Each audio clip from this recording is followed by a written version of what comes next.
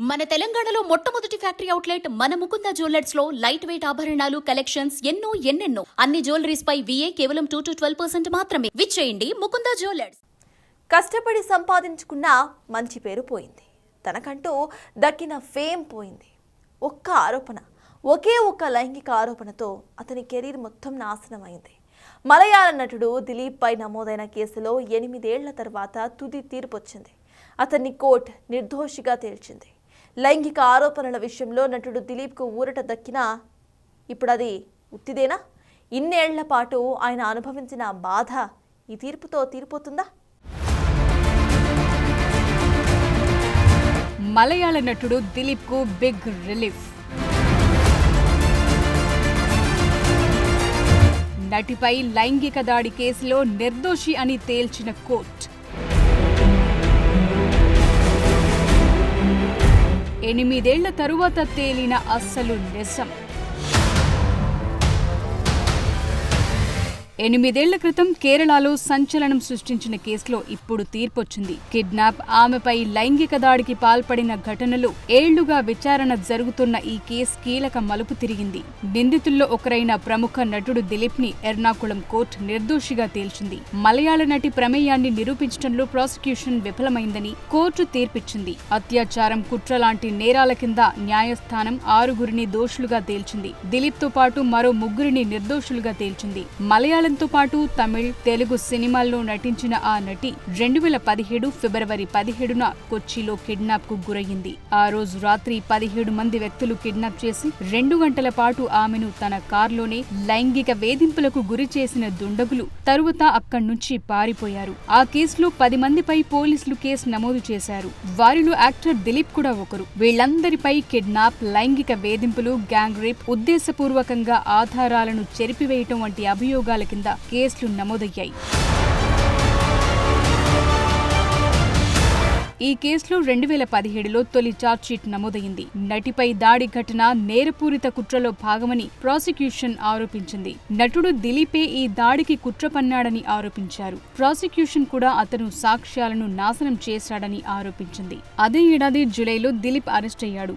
4 నెలల తరువాత బెయిల్పై బయటకొచ్చాడు. కేరళ పోలీసులు పక్షపాతంతో వ్యవహరిస్తున్నారని ఆరోపించిన దిలీప్ CBI ఎంక్వైరీకి డిమాండ్ చేశారు. అయితే ఆ అభ్యర్థన తిరస్కరణకు గురైంది. మొత్తం మీద సినీ ప్రముఖులతో సహా 261 మంది సాక్షులను విచారించారు. వారిలో 28 మంది ప్రతికూలంగా మారారు. సంవత్సరాలుగా 2 ప్రత్యేక ప్రాసిక్యూటర్లు ఈ కేసు నుంచి వైదొలిగారు. ప్రిసైడింగ్ జడ్జిను భర్తీ చేయాలనే బాధితుడి అభ్యర్థన కూడా తిరస్కరణకు గురయింది. ప్రాసిక్యూషన్ 833 పత్రాలు, 142 ముఖ్యమైన వస్తువులను సమర్పించగా డిఫెన్స్ 221 పత్రాలను సమర్పించింది. కేవలం సాక్షుల విచారణ మాత్రమే 438 రోజులు కొనసాగింది. ఎట్టకేలకు 2017 ఫిబ్రవరిలో మలయాళ నటి కిడ్నాప్, దాడి తరువాత దాదాపు 8 సంవత్సరాలు సాగిన న్యాయ పోరాటానికి ఈ తీర్పు ముగింపు పలికింది. ముందు నుంచి ఈ కేసులో తనకెలాంటి ప్రమేయం లేదని చెప్తూ వచ్చిన దిలీప్ ఈ తీర్పుపై స్పందించాడు. ఇదంతా తనకు వ్యతిరేకంగా జరిగిన కుట్ర అని, తనకు సాయం చేసిన వాళ్లందరికీ కృతజ్ఞతలు తెలిపాడు దిలీప్.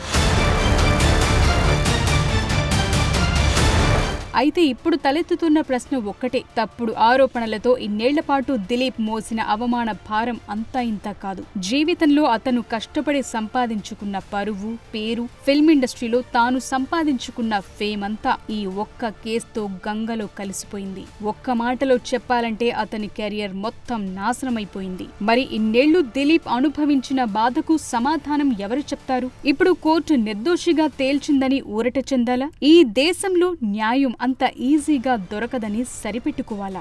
నిర్దోషిగా తేలినా దిలీప్ కోల్పోయింది తిరిగి రాదు. చరిత్రలో జరిగిన మంచి కంటే చెడును గుర్తుపెట్టుకునే వాళ్లే ఎక్కువ. అందువల్ల దిలీప్ పై పడిన మచ్చ ఎప్పటికీ చెరిగిపోదు.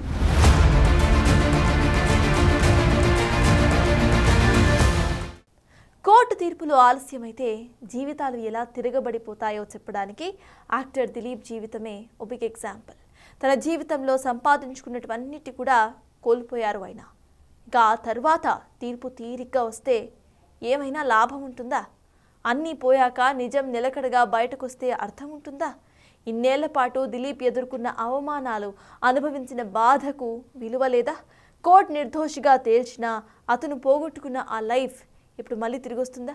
ఏళ్ల తరబడి విచారణలు, కేసులు కొనసాగుతూ ఉంటే నిర్దోషుల జీవితాలు తలకిందులైపోవా? అప్పుడు అతను నిర్దోషిగా తేలినా అసలు ఏంటి లాభం? వ్యవస్థ ఇప్పటికే మారిపోతే ఎలా?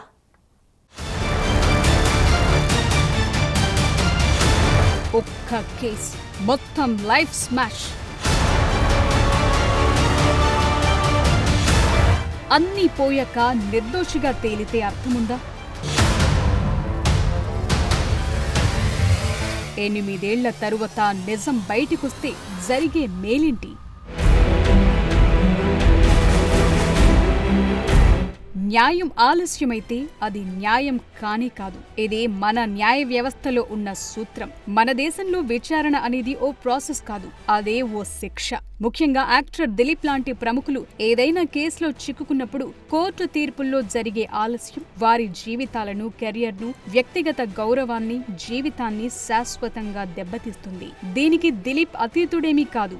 దిలీప్ 8 ఏళ్ల పాటు ఓ వివాదంలో చిక్కుకున్నాడు. ఆయనపై వచ్చిన ఆరోపణలు, తరువాత జరిగిన విచారణలు ఆయన వ్యక్తిగత, వృత్తిపరమైన జీవితాన్ని పూర్తిగా కబళించేశాయి. ఈ కేసు కోసం దిలీప్ కష్టపడి సంపాదించుకున్న ఆస్తులను కూడా అమ్మేసుకున్నాడు. తనపై పడిన మచ్చను తొలగించేందుకు ఎన్నో కోల్పోయాడు. దిలీప్ తన సినీ కెరియర్లో సంపాదించుకున్న పేరు, కీర్తి, ప్రజాభిమానం, ఆర్థిక స్థిరత్వం ఈ కేసు కారణంగా తీవ్రంగా దెబ్బతిన్నాయి. ఆయన సినిమాలు ఆగిపోయాయి. ఎన్నో ప్రాజెక్టుల నుంచి తీసేశారు. కోర్టు తీర్పు రాకముందే సోషల్ మీడియా అతనిపై ముద్దాయి అనే ముద్ర వేసింది. ఆయన కుటుంబం, సన్నిహితులు ఎన్నో అవమానాలు ఎదుర్కొన్నారు. సంవత్సరాల తరబడి సాగిన విచారణ ప్రక్రియ, పదే పదే కోర్టుల చుట్టూ తిరగటం, తన ప్రతిష్టను నిరూపించుకునేందుకు తాను నిర్దోషినని ఈ సమాజానికి చెప్పేందుకు ఎంతో కష్టపడ్డారు. ఈ క్రమంలో ఎంతో మానసిక ఒత్తిడిని, వేదనను అనుభవించారు. దిలీప్ కోల్పోవాల్సినవన్నీ కోల్పోయాక తీరిగ్గా తీర్పొస్తే ఆ నిర్దోషిత్వానికి విలువేముంది?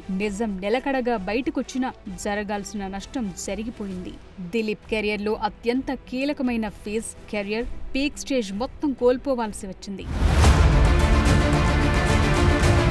ఇన్నేళ్లకైనా కోర్టు దిలీప్ ని నిర్దోషిగా ప్రకటించినా అతను పోగొట్టుకున్న జీవితాన్ని, సమయాన్ని, గౌరవాన్ని తిరిగివ్వలేదు. తనపై వచ్చిన ఆరోపణలు తప్పని నిరూపించేందుకు దిలీప్ వెచ్చించిన సమయం తిరిగిరాదు. ఈ 8 ఏళ్లలో అతను ఎన్నో సినిమాలు చేసి ఉండేవాడు. ఎన్నో విజయాలు అందుకుని ఉండే ఆస్కారం ఉండేది. కానీ అదంతా ఒక్క తప్పుడు ఆరోపణతో పూర్తిగా పోయింది. ముఖ్యంగా ఫిల్మ్ ఇండస్ట్రీ చాలా వేగంగా మారుతోంది. ఏళ్ల తరబడి విరామం తీసుకోవటం అంటే మళ్లీ ఇండస్ట్రీలో అడుగు పెట్టాలంటే చాలా టైం పడుతుంది. పైగా ఇప్పట్లో దిలీప్ పై పడిన మచ్చ అంత ఈజీగా చెరిగిపోదు. కోర్టు నిర్దోషిగా తేల్చిన సమాజంలో ఆయనపై ఉన్న పాత ఆరోపణలు, వార్తలు శాశ్వతంగా ఉండిపోతాయి. అతనికి జరిగిన అవమానం, అనుభవించిన బాధను ఏ కోర్టు తీర్పు తీర్చలేదు.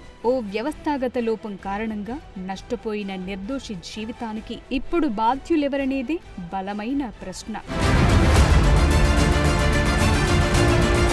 నిర్దోషిగా తేలిన తరువాత కోర్టు తీర్పు సత్యానికి విలువనిస్తుంది. కానీ ఆ తీర్పు అప్పటికే జరిగిన నష్టాన్ని పూడ్చలేదు. ఓ వ్యక్తి తన కెరియర్లో అత్యంత కీలకమైన దశలో కోల్పోయిన 8 ఏళ్ల సమయాన్ని, అవకాశాలను ఎవరూ తీసుకురాలేరు. కేసు విచారణ, కోర్టు ఖర్చులు, పని కోల్పోవటం వల్ల జరిగే ఆర్థిక నష్టం అపారమైంది. అనుభవించిన అవమానం, బాధ, ఒత్తిడి తాలూకు బాధ ఎప్పటికీ చెరిగిపోవు. కోర్టు నిర్దోషిగా ప్రకటించిన ఇప్పటికీ సమాజంలోని కొన్ని వర్గాలు దిలీప్ ని అనుమానంగానే చూసే అవకాశం ఉంది. అందువల్ల న్యాయం వేగంగా, పారదర్శకంగా ఉంటేనే తప్పుడు ఆరోపణల బారిన పడిన వారికి త్వరగా ఊరట లభిస్తుంది. ఇది ఒక్క యాక్టర్ దిలీప్ కి జరిగిన వ్యక్తిగత నష్టం గురించి మాత్రమే కాదు, భారతీయ న్యాయ వ్యవస్థలోని లోపాలకు ఈ కేసు అద్దం పడుతోంది. పెద్ద కేసులు, చిన్న కేసులు అనే తేడా లేకుండా ఏళ్ల తరబడి విచారణలు కొనసాగటం తప్పు చేయని వ్యక్తుల జీవితాలను తలకిందులు చేస్తోంది. ఇది న్యాయంపై ప్రజల నమ్మకాన్ని దెబ్బతీస్తుంది.